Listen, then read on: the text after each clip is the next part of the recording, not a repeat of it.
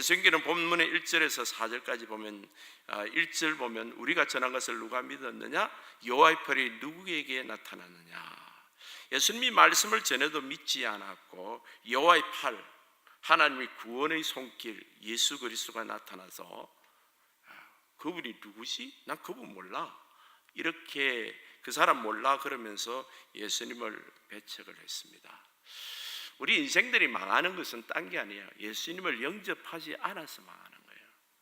우리 심령은 가만히 두면 가시와 엉겅퀴가 자라서, 땅도 그렇잖아요.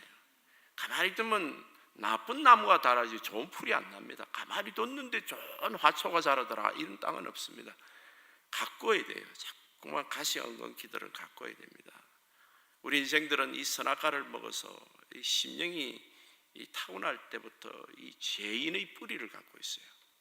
그래서 마음이 주님을 영접해야 온전히 됩니다. 근데 주님께서는 요한복음 1장 11절에 보게 되면 자기 땅에 오매 자기 백성이 영접하지 아니하였으나 영접하는 자, 곧 그 이름을 믿는 자들에게는 하나님 자녀가 되는 권세를 주셨다. 그래서 여러분과 저는 예수를 믿고 믿기 위해서 이 자리에 와 있는 것입니다. 지난주에는 큰 사건이 2개 일어났어요. 하나는 28살 난 우울증 환자 병력을 갖고 있는 독일 부기장이 알프스 산맥에 자기가 선장이 잠깐 화장실에 간 사이에 자기가 탄 비행기를 그냥 몰고 알프스산에 갖다 들이받았어요. 150명이 전원 몰살했습니다. 이 사람의 정신 상태를 보통 사람인 목사인 저도 이해를 잘 못하겠어요. 미쳤다고 말할 수밖에 없습니다. 혼자 죽으면 되지 왜 150명을 멀쩡하게 같이 죽이냐 이 말이에요. 그것도 28살 하면 얼마나 젊고 발랄할 때입니까? 자기가 병력이 있다 그래도 이 사람의 정신사기는 그냥 미쳤다 이렇게 표현할 수밖에 없습니다.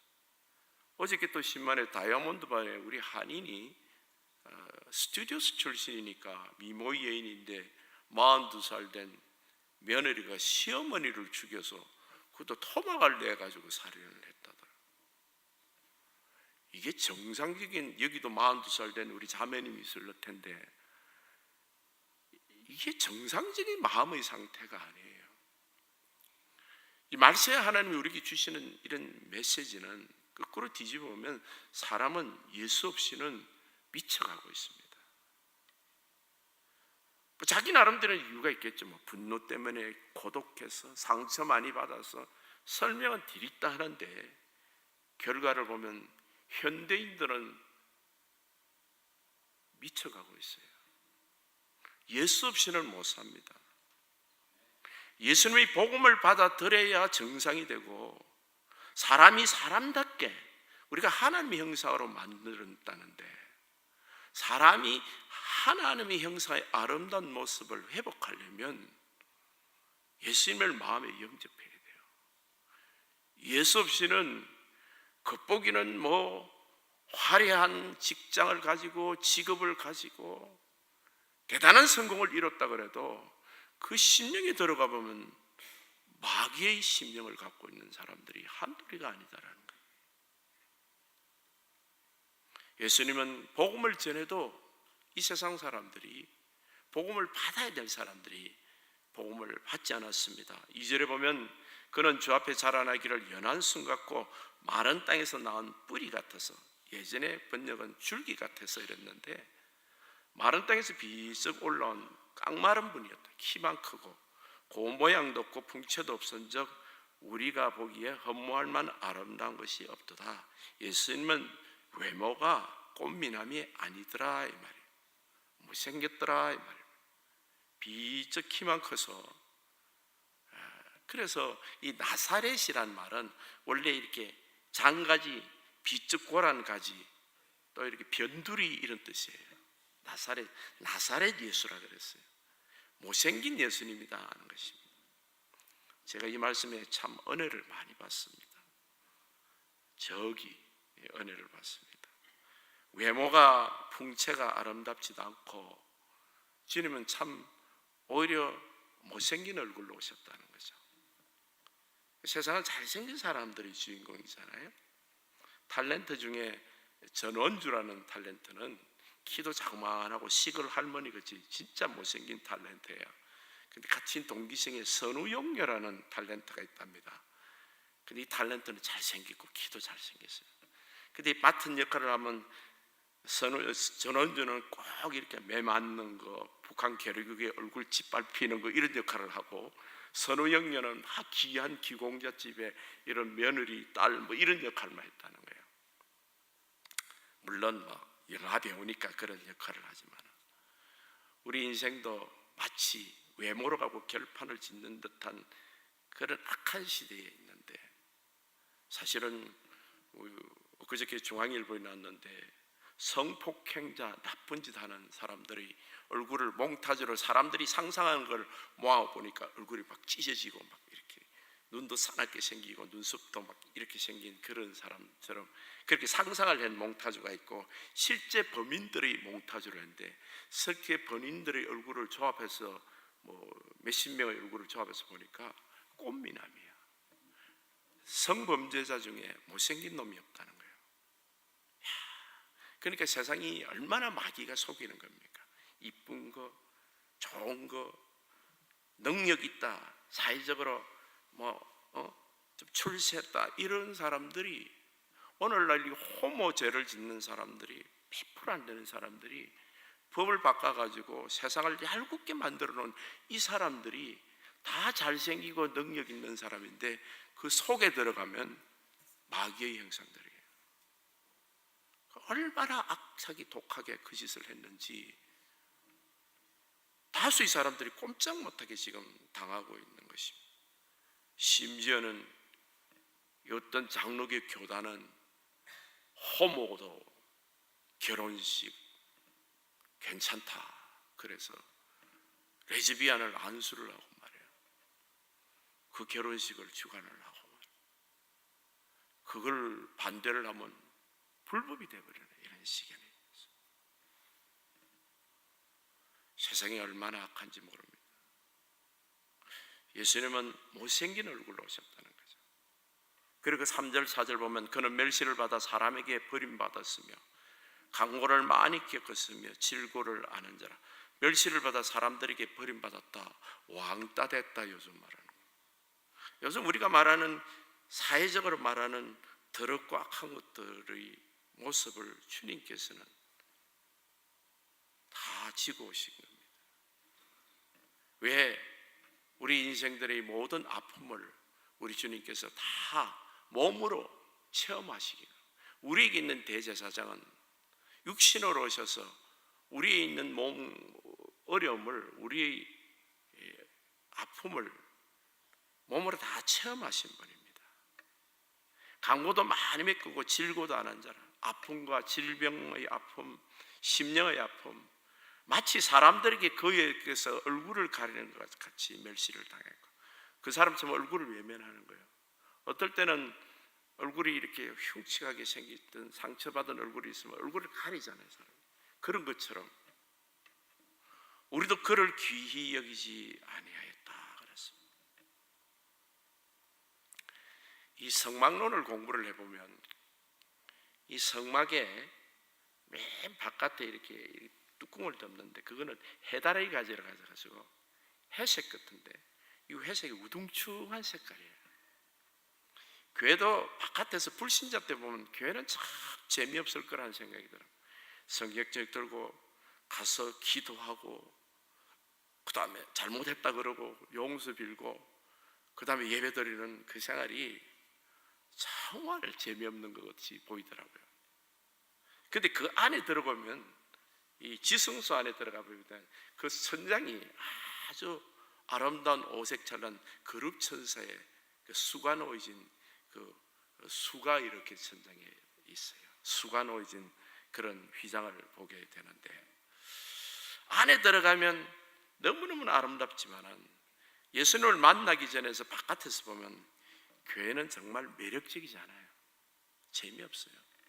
저는 고등학교 때까지만 해도 주일날 이렇게 학교에 가면서 교회당에 있는 그 청년들을 보면서 뭐하러 이렇게 좋은 날에 시간이 있으면 해수욕장이나 이제 부산에 해수욕장 얼마나 많습니까? 광안리, 송정, 뭐 해운대, 일광 그쪽으로 얼마나 해수욕장이 좋은 데 많은데, 햇볕 좋은 날 그날 거기나 가지 무타로 우중충한 교회를 가냐 이런 생각을 했는데, 그 생각을 해서 그 주님이 잡아서 저를 쓰시는지 주일날마다 강단에 이 우중충한 교회에 와 있게 하시는데, 주님을 만나보니까 그게 아니더라고요. 교회가 얼마나 아름다운 곳인지, 세상에서 가장 아름다운 곳이 교회예요. 여러분은 영적인 눈을 뜬 거예요. 이 세상에 아무리 아름다운 것이 있어도 하나님 교회보다 아름다운 것이 없습니다. 우리도 믿음이 어릴 때는 말이죠, 예수님을 핍박을 했어요. 오늘 백성들이 예수를 멸시하고 핍박을 했다 그러는데, 여러분들은 어떻게 핍박을 하나요? 믿음 연약할 때 부부싸움하면 맨 처음 하는 소리가 뭐죠? 부부 중에 한 사람이, 특별히 남편 때문에 아내 때문에 억지로 교회를 가주는 사람, 첫 번째 하는 소리, 나 내일 교회 안 가. 왜? 하나님 교회를 놓고 그렇게 핍박을 하는지 몰라. 제일 먼저 하는 소리가 나 교회 안 간다는 거예요. 교회가 무슨 잘못을 했는데, 자기들한테 좋은 말만 했는데, 사랑한다는 말만 한데, 교회는 예수님이 몸이거든요. 근데 우리가 믿음이 연약할 때는, 여러분도 아마 그런 전적이 있을 거예요. 특별히 남자들은요, 억지로 끌려온 남편들은 그런 전력이 있어요.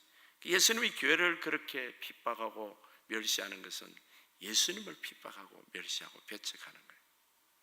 예수님은 이런 배척을 당하신데, 우리도 예수님을 귀하게 여기지 아니었습니다. 여기 보니까 3절에 마지막에 보면 우리도 그를 귀히 여기지 아니하였도다. 정말 예수님을 귀히 여기고 예수님을 아는 사람이 되고 예수님을 만난 사람만이 그를 귀히 여깁니다. 근데 예수님은 살아계시네 이렇게 고난을 받으실 뿐만 아니라 십자가 위에서 마지막으로 그 구원을 완성하기 위해서 십자가에 대속하셨습니다. 우리를 대신하여 죽으셨습니다. 우리 죄악을 대속했습니다. 오늘 4절에 5절에 보면 그가 찔리면 우리의 허물이요. 예수님이 찔리는 것은 가시면류관에 이 머리를 찔리셨고, 또 대못으로 손과 발을 찔리셨어요. 그가 찔리면 우리의 허물 때문이요. 우리의 허물이 뭡니까? 모세의 10계명 중에서 5계명에서 10계명까지는 사람에 대한 이웃 사람을 사랑하지 못한 것 때문에 계명을 주신 것입니다. 이웃 사랑에 대한 계명입니다. 내 부모를 공경하라, 살인하지 말라, 간음하지 말라, 도둑질하지 말라, 거짓말하지 마라, 남의 아내를 탐내지 말라, 남의 것을 탐내지 말라. 이 6가지 계명은 사람에 대한 계명이에요. 이런 계명을 어기는 것을 허물이라고 표현을 합니다. 사람에 대한 계명을 어기는 것을. 그 때문에 우리 주님께서 찔리셨고요, 대신 찔리심으로 우리가 고난받아야 될 그 죄를 대신 고난받으심으로 우리 죄가 사해졌고요. 그 다음에 그가 상함은 우리 죄악이 일면, 이 상함이라는 것은 창에 찔리는 것입니다. 예수님께서 마지막에 창에 찌르셨어요. 그러니까 물과 피를 확 쏟으셨는데, 그것은 1계명에서 모세 1계명에서 4계명까지요. 나 외에 다른 신을 섬기지 말라, 우상 숭배하지 마라, 여호와 이름을 망령되이 부르지 말라, 그 다음에 안식일을 거룩히 지키라. 이것은 하나님에 대한 죄예요. 1계명부터 4계명까지는 우리가 죄인일 때는 큰 죄인 것처럼 느끼지 않습니다. 부모 공경도 별로 죄라고 느끼지 않는 사람들이 요즘 젊은 사람들 중에 많아요. 우리가 죄라고 느끼는 것은 살인죄부터 시작해요. 살인죄, 도둑질 이런 것만 죄라고 생각합니다. 근데 1계명을 보면 하나님을 믿지 않는 것이 가장 큰 죄예요. 하나님을 믿지 않는 자는 구원받지 못합니다. 너희가 죄에 대해서라면, 예수님이 성령이 와서 책망을 할 때 제일 큰 죄는 인생이 절대로 용서받지 못하는 죄가 있어요. 그것은 하나님을 믿지 않는 죄예요. 그건 바로 지옥행입니다. 그래서 나 외에 다른 신을 섬기고 우상숭배도 안 됩니다. 나 외에 다른 신, 예수님 하나님만 섬기는 사람이 되어야 되는 것입니다. 그래서 주님 안에서 이 안식일을 지킨다는 것은 굉장히 중요한 계명이고 일이에요. 하나님을 믿는 사람은 반드시 안식일을 거룩히 지켜야 됩니다. 그런데 요즘도 믿음이 약한 사람은 주일날 빼먹기를 밥 먹기를 하죠. 이번 주간 다음 주간 주일 예배 우리 교인이 한 20-30명, 많을 때는 30-40명 줄어요. 왜냐하면 연휴거든요, 방학이거든요. 놀러가자 이러면서 아직까지 예수를 모르는 가정들이 많아요. 예수님을 알면 절대 그러지 않죠. 정말 아파서 아기를 낳아서 병원에 있어서 못 놀 지경이 아니면 절대로 주일을 범하지 않습니다. 그런데 몰라서 그러잖아요. 이 하나님 사랑에 대한 계명을, 이게 더 큰 죄입니다. 창으로 확 찔린 거예요, 우리 주님께서요. 그 죄 때문에, 우리 죄 때문에. 그리고 이렇게 말씀하십니다. 그가 징계를 받음으로, 그가 무슨 징계를 받았죠? 우리가 평화를 누리고, 그는 사형수라는 징계를 받았습니다. 우리 때문에 그는 대신 사형을 받았어요. 바라바 같은 살인 강도자 같은 우리가 살한 거예요. 고린도서 5장 21절에는 이런 말씀이 있습니다. 하나님이 죄를 알지도 못하는 하나님이 죄를 알지도 못하는 이 예수 그리스도를 우리를 대신하여 죄로 삼으셨다는 거예요. 그분을 징계를 하신 거예요. 하나님은 예수님이 죄도 없는 분인데 그분을 우리 대신 죄로 삼으시고 죄인으로 징계를 하신 거예요. 우리로 하여금 그 안에서 하나님의 의가 되게, 우리는 의인이다, 하나님의 자녀다라고 착해 준 거예요. 너희는 죄가 없다. 우리가 무슨 짓 했는데, 바라바가 무슨 짓 했는데 착한 짓이라고는 한풀도 안 했어요. 근데 그 장면에서 예수님이 대신 죽음으로 바라바가 풀려나는 거예요. 우편 강도가 있는데 강도가 그날 십자가 위에서 그날 나오내 가게 되는 거예요. 우리가 예수를 믿음으로 바로 바꿔치기 하는 거예요. 우리 연화, 여러분의 행위를 자랑하면 저 사람은 저 사람 법 없이 살 사람이야, 이 말도 틀린 말이지만 저 사람은 밥맛 없어, 같이 먹기도 밥도 먹기 싫어, 이 말도 틀린 말입니다. 진리의 말씀은 모든 사람이 죄를 범하였음에 하나님의 영광에 이르지 못합니다. 오직 예수를 믿는 사람만 어렵다 하시는 거예요. 예수님이 바꿔치기 해주신 이 십자가의 은혜를 믿는 사람만 어렵다고 해주시는, 그래서 우리가 평화를 누렸다, 하나님과 화평하게 되고 하나님 안에서 하나님 자녀가 되는 축복을 받았다는 것입니다. 그가 채찍에 맞음으로 우리가 나음을 입었도다. 여기서 우리가 채찍에 맞으면 우리가 나음을 입었다는 것은 우리가 영적으로 주님 안에서 잘못된 사람이고, 우리가 영혼이 다친 사람, 아까 그 이상한 다이아몬드 바의 그 며느리 같은 사람, 또 독일 기장, 이런 사람들이 주님 안에서 이 한 사람이 만든 하나님 형상으로 만든 영혼이, 심령이 다쳐서 악한 사람으로 되는 거예요. 이럴 때 이 심령을 고쳐주시는 은혜가 예수 그리스도에 있습니다. 오늘날 병원에도 가고 상담을 받기도 하고 약을 먹기도 하는데, 저는 믿음으로 확실히 믿기는 일시적인 방편이 돼도 완전한 치유는 예수 그리스도로부터 오는 거예요. 주님이 내 대신 채찍에 맞았습니다. 사람이 좋은 가정에서 자라는 가정은 얼마나 좋을까요? 채찍을 생각해보세요. 이 혀가 채찍이에요. 사람을 가장 상처나게 하는 것은 이 혀라는 채찍입니다. 나쁜 부모 밑에 그런 환경 속에 자라면 혀가 사람을 얼마나 두들겨 폈는지 어린아이가 벌써 완전히 병들어 버리는 거예요. 그래서 성인이 되면 그게 환자가, 정죄가 드러나는 겁니다.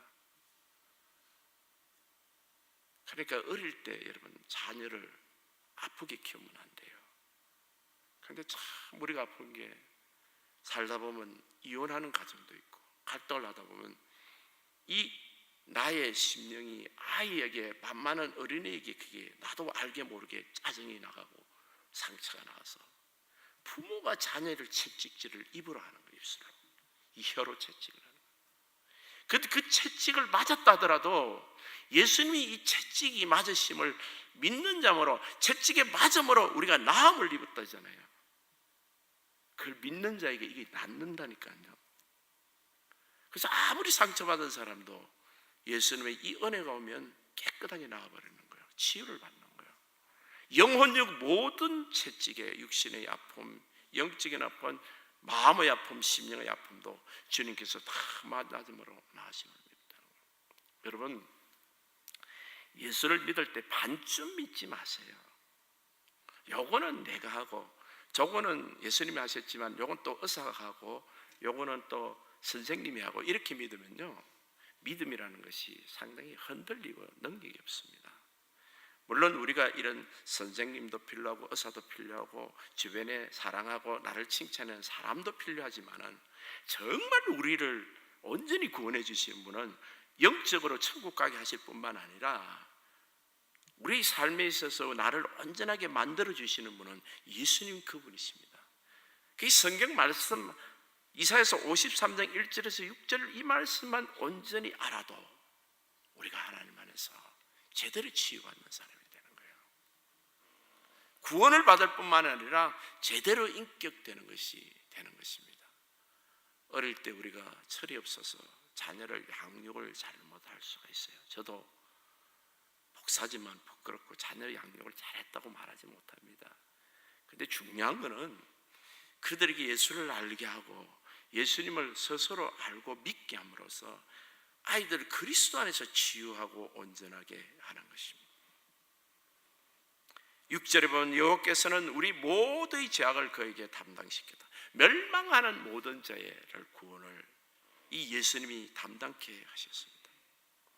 그래서 우리가 이 죄를 사함을 받으면요, 첫사랑의 은혜를 받으면, 특별히 이 중간에 예수를 믿고 예수님을 첫사랑의 은혜를 받으면 그걸 그냥 영원히 기억하는 은혜가 돼요. 첫사랑의 은혜는 마치 그때는 내가 막 새가 된 것처럼 솜철처럼 가볍고, 5월에 이게 봄에 이렇게 잔디들도 막 노래하는 것 같고 꽃들도 산들바람처럼 부는 것처럼, 처음 주님을 만나고 제사를 받나 내 몸에 꽉 눌렀던 죄의 누림이 나를 완전히 해방시킬 때 얼마나 우리가 행복한지 모릅니다.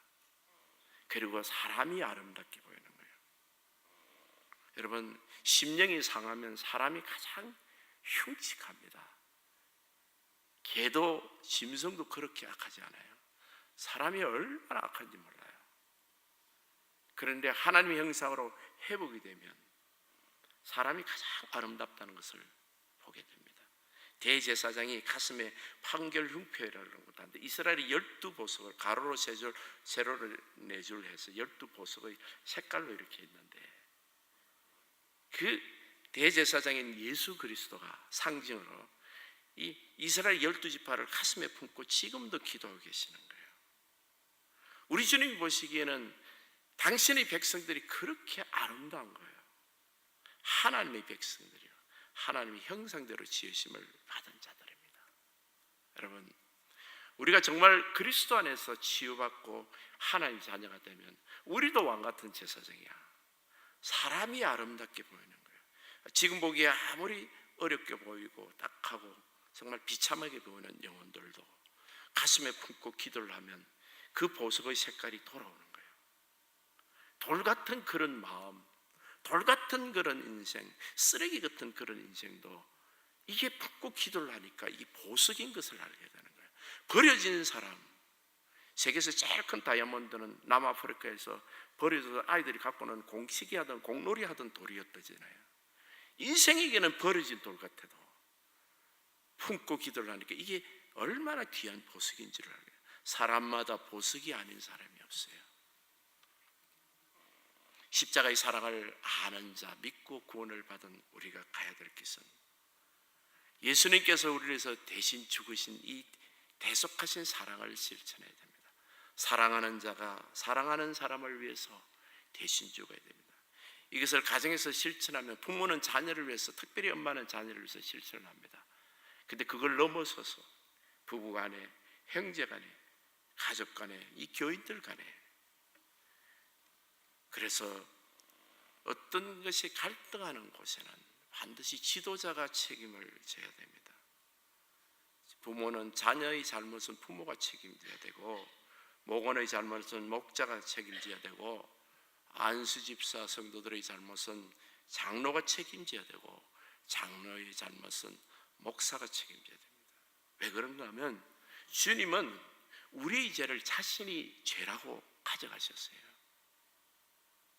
우리가 아직 죄인 되었을 때, 주님을 모를 때조차도 당신이 우리 죄를 가져오라고 그러고 자기가 죄인으로 대신 죽으셨어요. 그렇다면 하나님이 우리 가정의 주변에 만나는 사람들 중에 저 사람의 허물을 내가 말하고 비판하고 밥맛 없는 사람이라고 말하는 것은 그리스도인의 자세가 아니에요. 저 사람의 허물을 내가 감당하는 사람이 되죠. 내가 듣고 내가 대신 감당하는 사람이 돼야 됩니다. 내 어머니, 내 가족들의 죄뿐만 아니라 내 형제들의 잘못을 내가 감당하는 사람이 돼요. 우리 교회에 그런 일이 있었어요. 우리 교회가 전부 유리로 되어 있잖아요. 저게 하나 갈라면 몇백 불 들 겁니다. 근데 누가 저 유리를 깬 거예요. 아이들이 깼겠죠. 그 안에 들어가면 이 벽돌 같은 게 있더라고. 돌로 집어 던져서. 그 한번 깨고 싶은 마음도 있어요. 어릴 때 저도 해봤거든요. 좀 한번 깨보고 싶대. 범인을 잡아내야 됐습니까? 우리는 범인 색출을 안 했어요. 어떤 집사님이 내가 했습니다, 어른이요. 그리고 자기 돈으로 그 창문을 갈았어요. 저는 그날 많이 울었습니다. 하나님의 사람들은 그렇게 살아야 돼요. 하나님의 사람들은 누구 죄인이냐 잡아서 고발하고 경찰에 갖다 놓는 것은 그는 경찰이 하고 사회가 때로는 필요하지만은 하나님의 백성들, 하나님 교회 가정에서는 그렇게 하면 안 돼요. 예수님이 내 죄를 대신 짊어지셨으니까 나도 그렇게 해야 돼요. 나는 내 성도들의 잘못을, 장로님들의 잘못을 그들의 잘못이라고 말하지 않기로 결심합니다. 내가 목사가 책임져야죠. 왜냐하면 예수님이 내 죄를 책임지셨으니까. 사랑한다면 그렇게 해야죠. 주님 안에서 우리 모두가 가야 될 일입니다. 사랑한다면 대신 책임지는 우리 성도님 되시기를 예수님 이름으로 축복합니다.